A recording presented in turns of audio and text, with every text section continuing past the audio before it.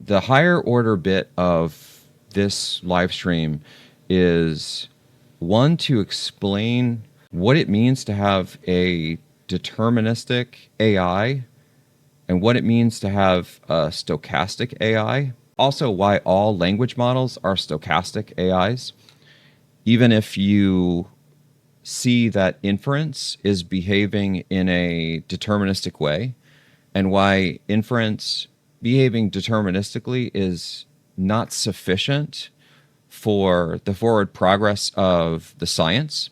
And then to get into the fundamental divergent paths of software that we've built in the past that is essentially from formal systems, since software code, like in programming languages, is semi to fully formal, as much as that may be kind of like a new concept for people. Like developers oftentimes don't necessarily think of the software code that they're writing as being like a formal system, but it actually is. And I can explain why it's a formal system. And that's actually very important because stochastic AIs are not formal systems. And that's part of the big difference in capabilities between traditional software hacks and the potential dangers of AI takeover. And it's a fundamental reason why AI takeover is significantly more powerful and likely to cause a lot more damage.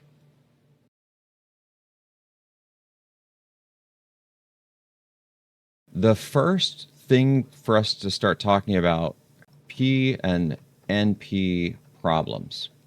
And if you aren't familiar with what P and NP problems are, don't worry. It's going to be pretty easy for us to explain this at a very high level.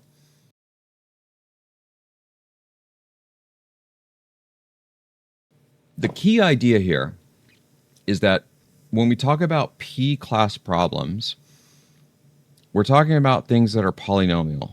All of you probably had taken algebra at some point if you're watching GTT, and you remember things like x is equal to y squared.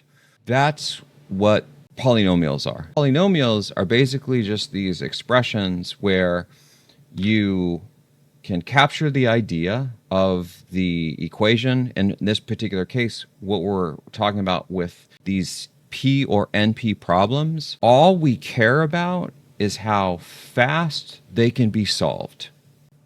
That's the whole point of P versus NP.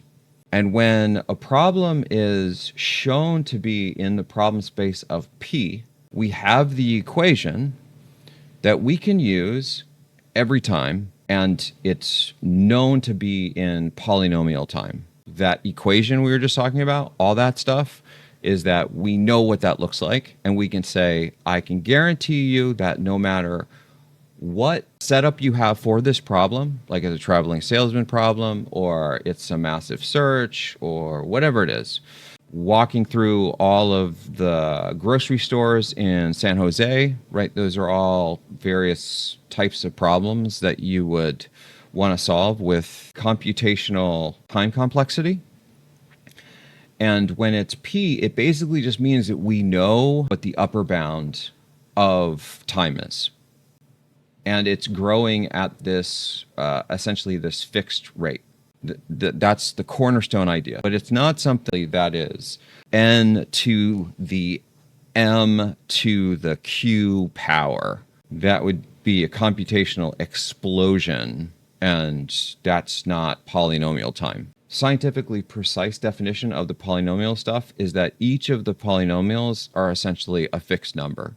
But when I say x is equal to y to, y squared times z cubed, the point is that those exponents are known. They have to be constants. That's basically all you really need to know about the P problems. Is when we're talking about these class of problems, it's all we really care about is just how fast we can solve them, but we have to be able to solve them for any input You can come up with all these strange corner cases, and it still needs to be fixed in polynomial time.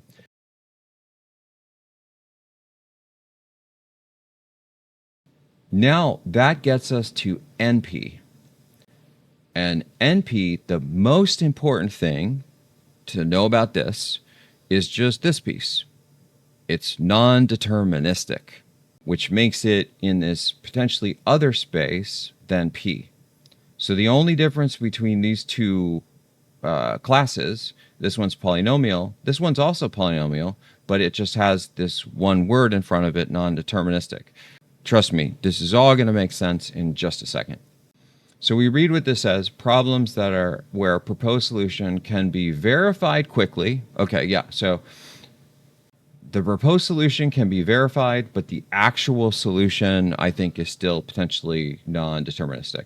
Yeah, so even if finding the solution itself is hard. And those details, we don't need to worry about those details for what we're talking about, but just know that the step up in computational complexity, it starts with P being the base level of like, this is kind of the lowest space. And then one step up is non-deterministic polynomial time, which is like, okay, this is a little bit harder. Harder meaning it's going to take more time to kind of figure this stuff out. And then as you go deeper down, you get into NP complete. And I feel like there's NP hard in here, but I don't know where that is. They can be solved by computer. It's all about time complexity. And yeah, so here's your NP hard thing. But the point is that as you go further down this rabbit hole and you get into the deeper time complexity of these problems, it takes more time.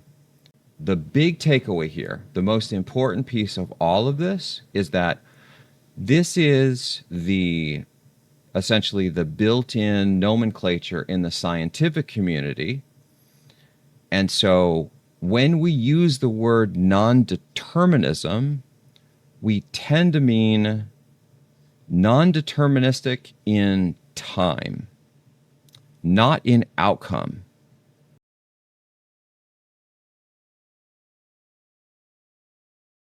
So the idea here is that these solutions that you're going to propose to these problems, they're going to get the answer. You just don't know when they're going to get the answer, but they're all going to get the answer, and it's going to be the right answer. And so the non-deterministic piece here simply means we don't know when this is going to complete.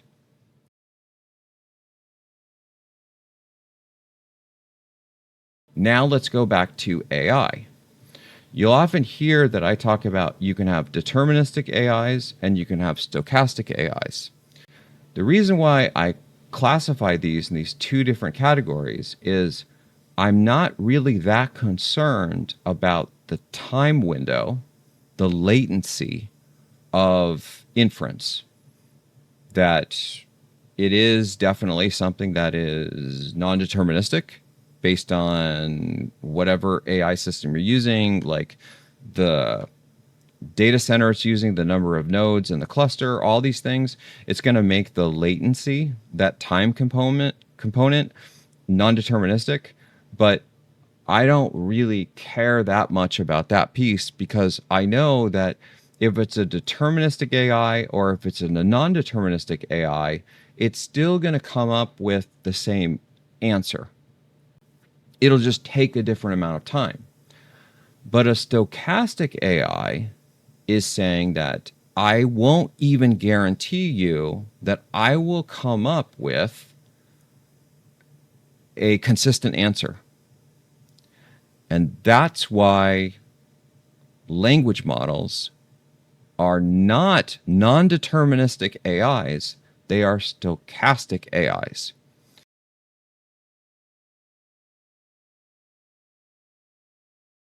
Because when you ask a language model to give you an answer, yes, it is potentially non-deterministic in its latency, but the bigger thing is when you ask it 1 + 1 is equal to what, it might tell you 2, but it might tell you 4,087.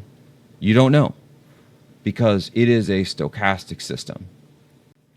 And diff, on the other hand, or other formal solvers or other AI systems that are deterministic, like linear or logistic regression, those are deterministic AIs, and they will always give you a deterministic answer.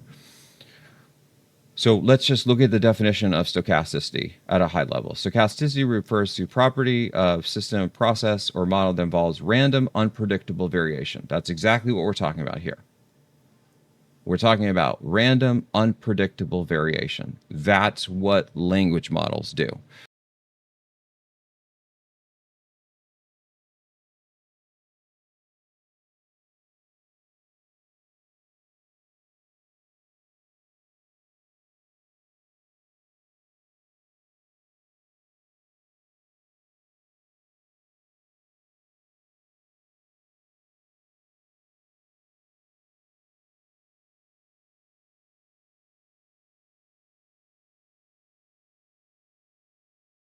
This is why language models are not non-deterministic AIs, they are stochastic AIs.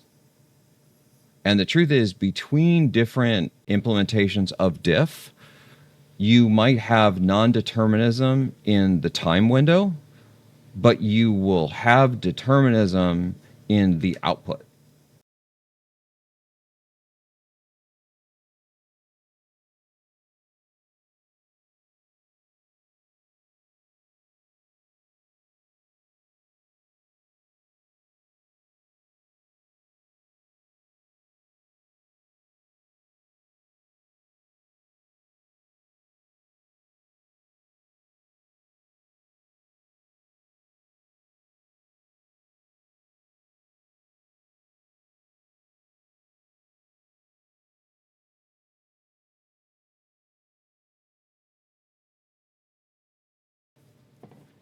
Okay, so let me take a pause now. Now that we explained, this is the cornerstone, the starting point of this discussion, and hopefully this clarifies now a little bit more on the distinction between a deterministic AI and a stochastic AI. And we're going to go a little bit deeper into the stochasticity because right now you may have heard me say this thing.